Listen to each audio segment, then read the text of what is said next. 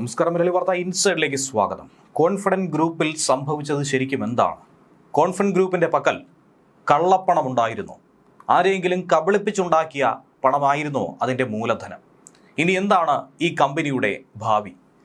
വ്യക്തമായൊരു മറുപടി ഈ ചോദ്യങ്ങൾക്കൊക്കെ തന്നെ കോൺഫിഡന്റ് ഗ്രൂപ്പിന്റെ നിലവിലത്തെ MD നൽകുകയാണ്.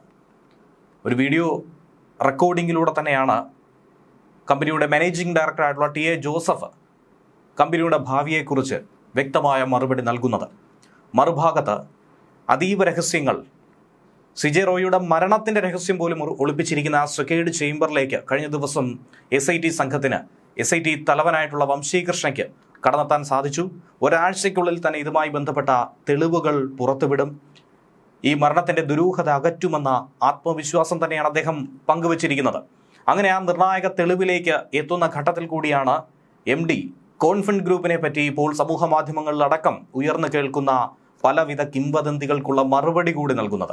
ആദ്യം അദ്ദേഹം പറഞ്ഞ അദ്ദേഹത്തിൻ്റെ പ്രസ്താവന കേട്ടതിന് ശേഷം മറ്റ് കേസന്വേഷണത്തിൻ്റെ നിലവിലെ പോക്ക് എങ്ങനെ എന്നുള്ളത് പരിശോധിക്കാം. കോൺഫിഡന്റ് ഗ്രൂപ്പിൻ്റെ പക്കൽ കള്ളപ്പണമുണ്ടോ? അതാണ് പ്രധാനപ്പെട്ട ചോദ്യം. ആരെയെങ്കിലും കബളിപ്പിച്ച പണമാണോ മൂലധനമായി അവർ ഉപയോഗിച്ചിരിക്കുന്നത്? ഇതൊക്കെ തന്നെ വ്യാജ പ്രചരണമാണെന്നാണ് company managing director TA Joseph പറയുന്നത്.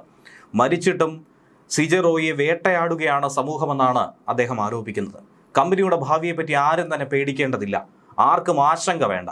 നേരത്തെ എങ്ങനെയാണോ ഈ കമ്പനി പ്രവർത്തിച്ചത് അതേ ഊർജ്ജത്തോടെ തന്നെ ഇനിയും മുന്നോട്ട് പോകുമെന്ന കാര്യത്തിൽ സംശയമില്ല.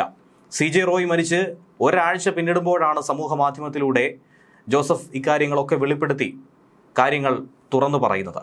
റോയിയുടെ മരണവുമായി ബന്ധപ്പെട്ട് അന്വേഷണം നടത്തുന്ന SIT കേരളത്തിലെത്തി നിർണായകമായ ചില രേഖകൾ കണ്ടെടുക്കുമെന്നാണ് മനസ്സിലാക്കാൻ കഴിഞ്ഞിരിക്കുന്നത്. കമ്പനി ചെയർമാൻ സിജെ റോയ് മരിച്ചു കഴിഞ്ഞപ്പോൾ ഏറെ ആശങ്കകളുണ്ടായി. അത് സ്വാഭാവികമാണ്, അതിൽ ഒരു തെറ്റുമില്ല. അതിൽ നിക്ഷേപകർ ഭയപ്പെടേണ്ടതായിട്ടില്ല. കാരണം നിരവധി നിക്ഷേപകരായിരുന്നു തങ്ങളെ വിളിച്ചത്. വാർത്താസമ്മേളനം വിളിച്ച് കാര്യങ്ങൾ വിശദമാക്കണമെന്ന് വിചാരിച്ചിരുന്നുവെങ്കിലും പോലീസ് അന്വേഷണവും മറ്റുമായി ബംഗളൂരുവിൽ തന്നെ നിൽക്കേണ്ടി വന്നതുകൊണ്ട് അത് സാധിക്കാതിരുന്നു. കേരളത്തിലും ബംഗളൂരുവിലുമാണ് കോൺഫിഡന്റ് ഗ്രൂപ്പ് കൂടുതലായും പ്രവർത്തിക്കുന്നത്. എന്നാൽ ബംഗളൂരുവിൽ അപ്പാർട്ട്മെന്റുകളുടെ നിർമ്മാണത്തെക്കാൾ 23 വർഷക്കാലമായി മാസ്റ്റർ ഡെവലപ്പർ എന്ന നിലയിലാണ് പ്രവർത്തിക്കുന്നത്. കൂടിയ അളവിൽ സ്ഥലം വാങ്ങി ബിൽഡർമാർക്ക് സംയുക്തമായി വികസിപ്പിക്കാൻ നൽകുന്ന പ്രക്രിയ കേരളത്തിലെ ചുമതലകൾ കഴിഞ്ഞ 15 വർഷമായി ഇദ്ദേഹം നേരിട്ട് നടത്തുന്നു എന്നുകൂടിയാണ് പറഞ്ഞിരിക്കുന്നത്. ഇനിയും അത് അങ്ങനെ തന്നെയാകുമെന്ന് ജോസഫ് എടുത്തു പറയുന്നുണ്ട്. അതിലൊരു ആശങ്കയും മലയാളികൾക്ക് വേണ്ട എന്ന് പറഞ്ഞ് അവസാനിപ്പിക്കുന്നു. സമൂഹ മാധ്യമങ്ങളിലൂടെ നിരവധി ആളുകൾ തെറ്റായ പല കാര്യങ്ങളും ഈ ഘട്ടത്തിൽ പ്രചരിപ്പിക്കുന്നുണ്ട്. അതൊക്കെ തന്നെ ശ്രദ്ധയിൽപ്പെടുന്നു. ബോർഡിലുള്ള ആളെ പോലെയാണ് പലപ്പോഴും അവർ സംസാരിക്കുന്നത്. തങ്ങൾ പൈസ കൊടുക്കാനുണ്ട്, പൈസ കട്ടു എന്നൊക്കെ പലരും പറയുന്നു. എന്നാൽ കഷ്ടപ്പെട്ട് തൊഴിലെടുത്ത് നല്ല രീതിയിൽ നിർമ്മാണവും മാർക്കറ്റിംഗും നടത്തി അന്നന്ന് വേണ്ട ആഹാരത്തിന് വേണ്ടി പണിയെടുത്തിട്ടാണ് കമ്പനി ഈ നിലയിലേക്ക് പടുത്തുയർത്തിയതെന്നാണ് ജോസഫ് പറയുന്നത്. അതേസമയം മറുഭാഗത്ത് നിർണായകമായ അന്വേഷണം തന്നെയാണ് നടക്കുന്നത്. അന്വേഷണത്തിൽ നിർണായകമായ ഒരു വഴിത്തിരിവ് കൂടി തന്നെയാണ് സംഭവിച്ചിരിക്കുന്നത്. പ്രത്യേക അന്വേഷണ സംഘം ഫോൺ രേഖകൾ അടക്കം പരിശോധിച്ചുവെങ്കിലും സിജെ റോയിയുടെ മരണത്തിൽ കാര്യമായ സൂചനകളൊന്നും തന്നെ ലഭിച്ചിട്ടില്ല. ഈ പശ്ചാത്തലത്തിൽ റോയ് നടത്തിയിരിക്കുന്ന ഇന്റർനെറ്റ് അധിഷ്ഠിത കോളുകൾ, വെബ് കോളുകൾ, അതിൻ്റെ കൂടുതൽ രേഖകൾ തന്നെയാണ് പരിശോധിക്കുന്നത്. ഓഫീസിൽ നിന്ന് കണ്ടെടുത്ത രഹസ്യക്കുറിപ്പുകൾ കേന്ദ്രീകരിച്ച് നിലവിൽ അന്വേഷണം പുരോഗമിക്കുകയാണ്. നിർണായക വഴിത്തിരിവ് തേടി തന്നെയാണ് അന്വേഷണ സംഘത്തിന്റെ യാത്ര. അതിൽ പ്രധാനപ്പെട്ടതാണ് ഈ ഫോൺ രേഖകളും. കാര്യമായ സൂചനകളൊന്നും തന്നെ സാധാരണഗതിയിലുള്ള ഫോൺ കോളുകളിൽ കിട്ടിയിട്ടില്ല. റോയിയുടെ ഇന്റർനെറ്റുമായി ബന്ധപ്പെട്ട നെറ്റ് കോളിംഗ് കണ്ടെത്തി അതിൽ നിന്നും വിവരങ്ങൾ ശേഖരിക്കാനാണ് ശ്രമിക്കുന്നത്. ഓഫീസിൽ നിന്നും ചില രഹസ്യക്കുറിപ്പുകളും കിട്ടിയിട്ടുണ്ട്. അതനുസരിച്ചുള്ള അന്വേഷണവും മറുഭാഗത്ത് നടത്തുന്നുണ്ട്. എന്നാൽ നെറ്റ് കോൾ, വെബ് കോളിനെ കുറിച്ച് പറയുകയാണെങ്കിൽ ഏറെ ബുദ്ധിമുട്ടുണ്ട്. കാരണം അന്വേഷണ സംഘത്തെ നിരാശപ്പെടുത്തിയ ഒരു സംഭവമായിരുന്നു അതിൻ്റെ അന്വേഷണ ഫലം. റോയ് നേരിട്ടുള്ള കോളുകൾ വളരെ വിരളമായി മാത്രമേ ചെയ്തിട്ടുള്ളൂ.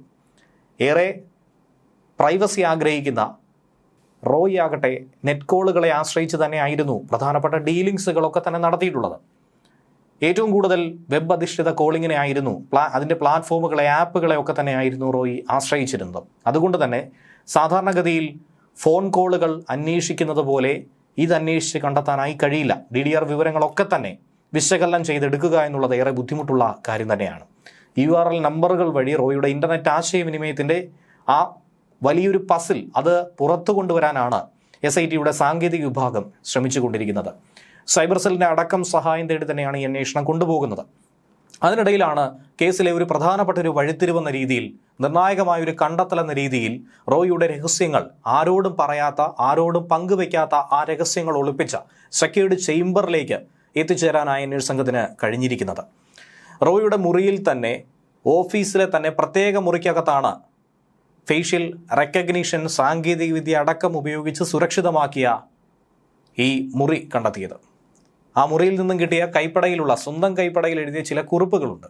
കേസിനെ സംബന്ധിച്ച് നിർണായകമായിട്ടുള്ള ചില വിഷയങ്ങളാണ് അവയെന്നുള്ള ഒരു സൂചന കിട്ടിക്കഴിഞ്ഞു. സ്വന്തം മുറിയിൽ ആരെയും കയറ്റാൻ റോയി ആഗ്രഹിച്ചിരുന്നില്ല. തനിക്ക് മാത്രമുള്ള ഒരു കേന്ദ്രമെന്ന രീതിയിലായിരുന്നു റോയി ആ മേഖലയെ കൊണ്ടുപോയത്. തൻ്റെ ചിന്തകൾ, തൻ്റെ പദ്ധതികൾ, പ്ലാനുകൾ, തൻ്റെ ബുദ്ധിമുട്ടുകൾ, ആശങ്കകൾ ഇതൊക്കെ തന്നെ റോയിക്ക് എഴുതി വയ്ക്കുന്ന ഒരു ശീലമുണ്ടായിരുന്നു. അതുകൊണ്ട് തന്നെ തൻ്റെ മോശം വശം ആരും തന്നെ കാണരുത് എന്നുള്ള നിർബന്ധമുള്ളതുകൊണ്ട് ആ പേപ്പറുകളോ കുറിപ്പടികളോ ആ മുറിയോ ആർക്കും തന്നെ എത്തിച്ചേരാൻ കഴിയാത്ത രീതിയിൽ, ആക്സസിബിൾ അല്ലാത്ത രീതിയിലായിരുന്നു മാറ്റിയിരുന്നത്. അവിടെ നിന്നും ഒരു കൂട്ടം പേപ്പറുകളാണ് അന്വേഷണ സംഘം കണ്ടെത്തിയത്. അതിൽ പലവിധ വിവരങ്ങൾ റോയി കുറിച്ചിരിക്കുന്നു. അതൊക്കെ തന്നെ വിശദമായി പരിശോധിക്കുകയാണ് SIT. റോയിയുടെ മരണത്തിലേക്ക് നയിച്ച പ്രധാനപ്പെട്ട ആ വിവരം അത് ഈ കുറിപ്പടികളിൽ കാണുമെന്നാണ് അന്വേഷണ സംഘത്തിൻ്റെ സൂചന.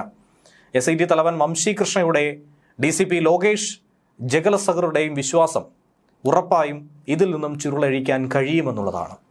ഒരാഴ്ചയ്ക്കുള്ളിൽ തന്നെ റോയിയുടെ മരണത്തിൻ്റെ ഉത്തരം കണ്ടെത്തുമെന്നാണ് അന്വേഷണ സംഘം പറയുന്നത്. ഇതിനിടയിൽ കേരളത്തിലേക്കും അന്വേഷണം വ്യാപിപ്പിക്കുന്നുണ്ട്. കർണാടകയിൽ നിന്നുള്ള പോലീസ് സംഘം കേരളത്തിലെത്തി പലവിധ വിവരങ്ങൾ തേടും. മരണത്തിന് പിന്നിലെ കാരണം വളരെ ലളിതമായിരിക്കുമെന്നാണ് അന്വേഷണ സംഘത്തിൻ്റെ സൂചന. ഇതുവരെയുള്ള അന്വേഷണത്തിലൂടെയാണ് അത് കണ്ടെത്താൻ കഴിഞ്ഞിരിക്കുന്നത്. പക്ഷേ എന്താണെന്നുള്ളത് പുറത്തു വിട്ടിട്ടില്ല. കൃത്യമായ തെളിവുകൾ ശേഖരിച്ചതിന് ശേഷം മാത്രം അത് പുറത്തു പറയാമെന്നാണ് SIT പറയുന്നത്. ബംഗളൂരു പോലീസിന്റെ അന്വേഷണ മികവിൽ കർണാടക സർക്കാർ പൂർണ്ണ വിശ്വാസം രേഖപ്പെടുത്തിയിട്ടുണ്ട്. റോയിയുടെ കുടുംബവും അതുതന്നെയാണ് പ്രകടിപ്പിക്കുന്നത്. ഒരാഴ്ചയ്ക്കുള്ളിൽ തന്നെ ഈ കേസ് സോൾവ് ചെയ്തിരിക്കുമെന്നാണ് അന്വേഷണ സംഘം പറയുന്നത്. അന്തിമ നിഗമനത്തിലേക്ക് SITക്ക് എത്താൻ ഒരാഴ്ച കൂടി വേണമെന്നാണ് പറയുന്നത്. വിഷാദ രോഗത്തിനടക്കം റോയി ചികിത്സ തേടിയിരുന്നുവെന്നുള്ള കുറിപ്പടികൾ കിട്ടിയിട്ടുണ്ട്. അതുകൊണ്ട് തന്നെ റോയി കൺസൾട്ട് ചെയ്ത ഫിസിഷ്യന്റെ സഹായമടക്കം തേടിയാണ് ഈ അന്വേഷണം മുന്നോട്ട് കൊണ്ടുപോകുന്നത്. റോയിയുടെ മരണം അന്വേഷിക്കുന്ന പ്രത്യേക സംഘം തെളിവെടുപ്പിനായി കൊച്ചിയിലെത്തിയാണ് കൂടുതൽ വിവരങ്ങൾ ശേഖരിക്കുക. കേരളത്തിലെ കോൺഫിഡൻസ് ഗ്രൂപ്പിന്റെ ഇടപാടുകളായിരിക്കും സംഘം ആദ്യം പരിശോധിക്കുക. ആദായ നികുതി വകുപ്പിന്റെ റെയ്ഡിന് പിറകെ റോയി ബംഗളൂരുവിലെ പ്രമുഖ ആശുപത്രിയിൽ വിഷാദ രോഗത്തിന് ചികിത്സ തേടിയെന്നാണ് കുടുംബാംഗങ്ങൾ മൊഴി കൊടുത്തത്. അത് IT-യുടെ റെയ്ഡ് മൂലം മാത്രമല്ല, പകരം തനിക്ക് തന്നെ വേട്ടയാടുന്ന പലവിധ വിഷയങ്ങളുണ്ട്. താൻ ഏറെക്കാലമായി മനസ്സിൽ ഒളിപ്പിച്ച ആ വിഷയങ്ങളെല്ലാം കൂടി ഒന്നിച്ചു പുറത്തേക്ക് വരുമ്പോൾ അതിനുള്ള ഒരു സൊല്യൂഷൻ എന്ന രീതിയിലായിരുന്നു അന്ന് വിഷാദ രോഗത്തിന് ചികിത്സ തേടിയത്. ബാങ്ക് വായ്പകളില്ലാതെ എങ്ങനെയാണ് വമ്പൻ പ്രൊജക്റ്റുകൾക്ക് റോയിക്ക് പണം കിട്ടിയത്? SITയെ സംബന്ധിച്ച് കുഴപ്പിക്കുന്നൊരു വിഷയം തന്നെയായിരുന്നു. അത്രയധികം ധനികനായി എങ്ങനെ റോയി മാറി? അതിൻ്റെ സോഴ്സ് എവിടെ നിന്നാണ്? ലാഭം അടുത്താണ് വിദേശ രാജ്യങ്ങളിൽ റോയി കച്ചവടം നടത്തുന്നത്, ബിസിനസ് നടത്തുന്നത് എന്ന് പറയുമ്പോൾ UAE അടക്കമുള്ള രാജ്യങ്ങൾ ഇപ്പോഴത്തെ 2019 ശേഷം ഇന്ത്യയുമായി ഏർപ്പെട്ട കരാർ അനുസരിച്ചുകൊണ്ട് റോയിയുടെ ഇവിടുത്തെ സാമ്പത്തിക സ്രോതസ്സും വരുമാനവും ലാഭവും ഒക്കെ തന്നെ പരിശോധിക്കാനുള്ള ആക്സസിബിലിറ്റി അവർക്കുണ്ട്. അത്തരത്തിൽ പരിശോധന നടത്തിയപ്പോൾ റോയി ഭയപ്പെടുന്ന എന്തൊക്കെയോ ചില വിവരങ്ങളുണ്ടായിരുന്നു. ഒരുപക്ഷെ IT റെയ്ഡിനെയും ഭയപ്പെട്ടത് അതുകൊണ്ട് തന്നെ ആയിരിക്കാം. പല പ്രൊജക്റ്റുകളിലും നിക്ഷേപം നടത്തിയവർ പണം തിരികെ ആവശ്യപ്പെടുന്ന ഒരു സാഹചര്യം പോലും ഉണ്ടായിരുന്നുവെന്നാണ് മനസ്സിലാക്കേണ്ടത്. അതിലൂടെയൊക്കെ കടുത്ത സമ്മർദ്ദം റോയി നേരിട്ടിരുന്നു. റോയിയുടെ ഓഫീസിലെ രഹസ്യമുറിയിൽ നിന്ന് കിട്ടിയ കുറിപ്പുകളും മരണത്തിന് തൊട്ട് മുൻപ് നടത്തിയ ആ പ്രധാനപ്പെട്ട 3 കോളുകൾ, ഈ കോളുകൾ കേന്ദ്രീകരിച്ചാണ് അന്വേഷണം പുരോഗമിക്കുന്നത്.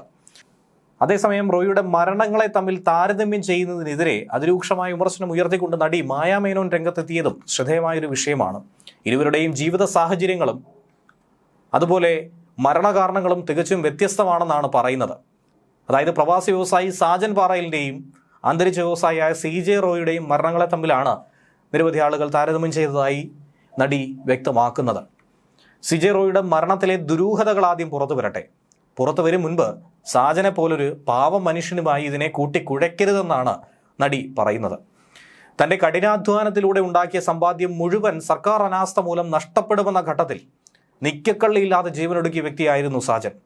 സർക്കാർ ക്രൂരതയുടെ ഇരയാണ് സാജൻ എന്നാണ് നടി പറയുന്നത്. പക്ഷേ CJ റോയി ആകട്ടെ അങ്ങനെയല്ല. CJ റോയിയുടെ മരണത്തിൽ അനവധി ദുരൂഹതകൾ ഇനിയും ചുരുളഴിയാനുണ്ട്.